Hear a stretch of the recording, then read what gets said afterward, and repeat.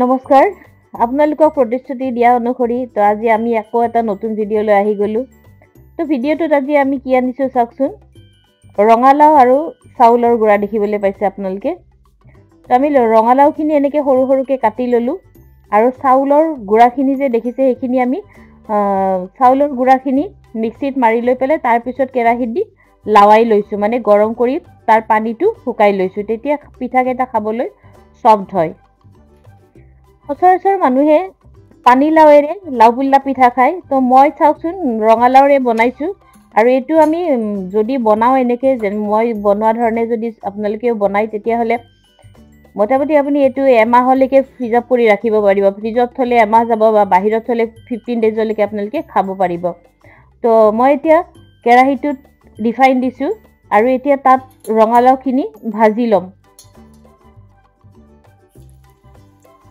তো এয়া মই ৰঙালাওখিনি বহাই দিলোঁ এতিয়া ইয়াতে অকণমান ভজা যোৱাৰ পিছত মই ইয়াতে 1 কাপ চেনি দিম মানে যিমানখিনি মিঠা মোক লাগিব পিঠাটোত মই সিমানখিনি অনুযায়ী ইয়াতে চেনি দি ল'ম তো আমাৰ বনোৱাখিনি যদি আপোনালোকৰ ভাল লাগে আমাক লাইক শ্বেয়াৰ আৰু ছাবস্ক্ৰাইব কৰিব আপোনালোকে যদি লাইক কৰে তেতিয়াহ'লে আমাৰ নতুন নতুন ব্যঞ্জন বনাবলৈ ইচ্ছা যায় তো আমাক লাইক শ্বেয়াৰ কৰক তেতিয়াহ'লে আমি নতুন নতুন ডিছ এনেকৈ বনাই গৈ থাকিম তো এতিয়া চাওক মই এইখিনি অকণমান ভাজি ল'ম তাৰপিছত ইয়াতে চেনি দিম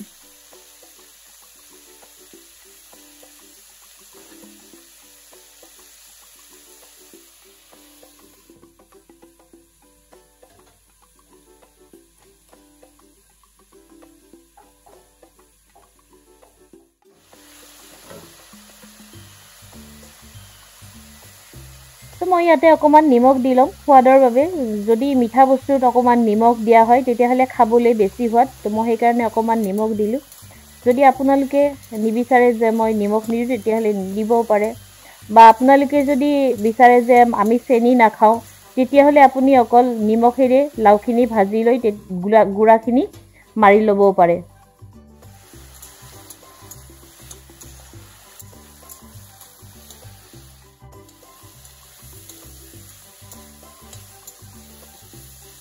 লাওখিনি অকণমান ভজা গৈছে মই এতিয়া ইয়াতে চেনিটো দি ল'ম তো মই ইয়াতে 1 কাপ চেনি দিলোঁ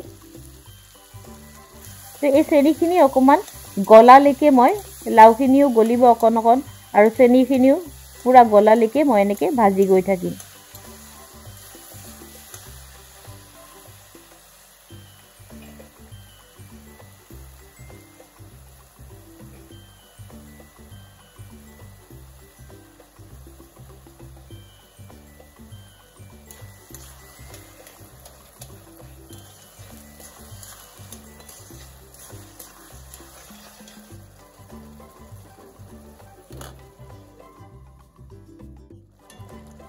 তাৰপিছত মোৰ চেনিখিনি মেল্ট হৈ গ'ল আৰু লাওখিনি সিজি গ'ল এতিয়া মই গেছৰ চুলাটো বন্ধ কৰি দিম আৰু এইখিনি এতিয়া অকণমান ঠাণ্ডা হোৱাৰ পিছত আমি মিক্সিত বটি ল'লোঁ আৰু এতিয়া আমি ইয়াতে চাউলৰ যিখিনি গুড়া মই লাৱাই লৈছিলোঁ বা ভাজি লৈছিলোঁ সেইখিনি অলপ অলপকৈ ইয়াতে মিক্স কৰি যাম যেনেকৈ আমি আটা ৰুটি খাবলৈ আটা মাৰোঁ ঠিক তেনেকৈ মই পানী নিদিয়াকৈ লাওখিনিৰে ধুনীয়াকৈ সানি ল'ম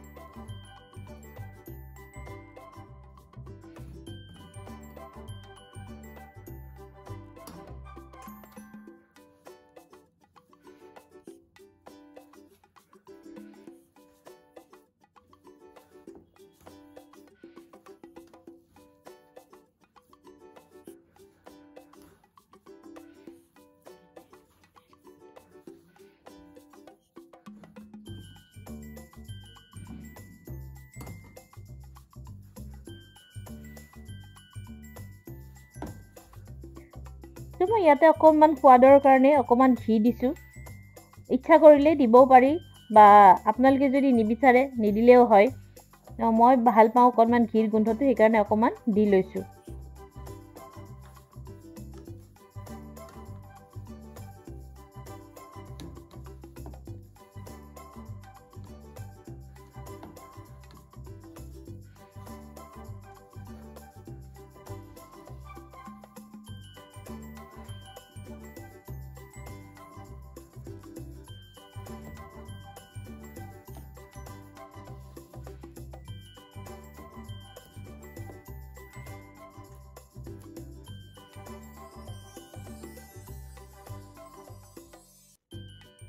এতিয়া মই ইয়াতে সৰু সৰুকৈ এনেকৈ পিঠাবিলাক বনাই ল'ম গোটেইখিনিত, তাৰপিছত ৰিফাইনত ভাজিম।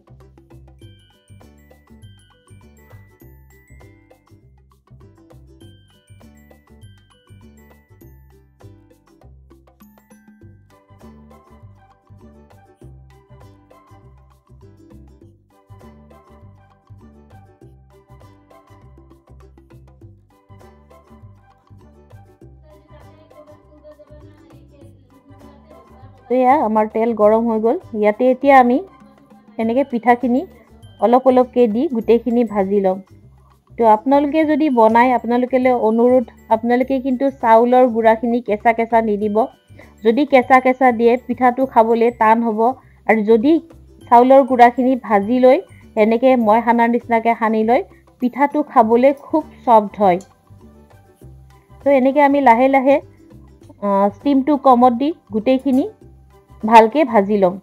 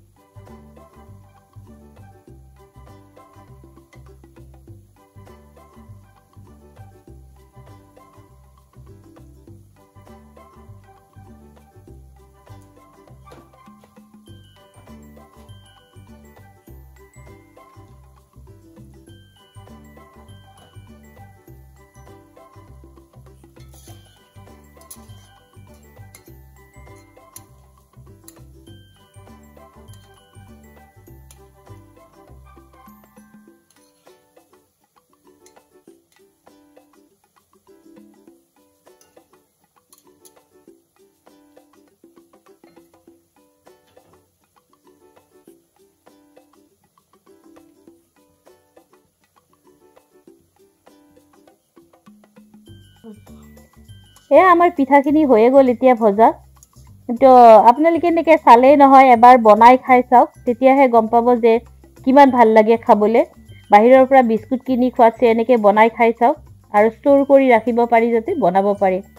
তো আপোনালোকৰে অনুৰোধ, যদি আপোনালোকে পিঠাটো বনাই, প্লিজ চাউলৰ গুড়াখিনি ভাজি ল'ব, ভাজি তাত থকা পানীখিনি শুকাই ল'ব, তেতিয়াহে পিঠাটো ছফ্ট হ'ব। যদি কেঁচা গুড়াৰে বনায়, পিঠাটো খাবলৈ টান হ'ব। তো এইখিনিয়ে কৈ, আৰু এই পিঠাটো আমি এনেকৈও খাব পাৰোঁ, আৰু চেনিৰ ৰস বা গুড়ৰ ৰস বনাই আপোনালোকে তাত চিৰাপত ডুবাই থৈও ছফ্ট কৰি খাব পাৰে। চাওকচোন পৰিৱেশন কৰিছোঁ মই সেনেকৈ।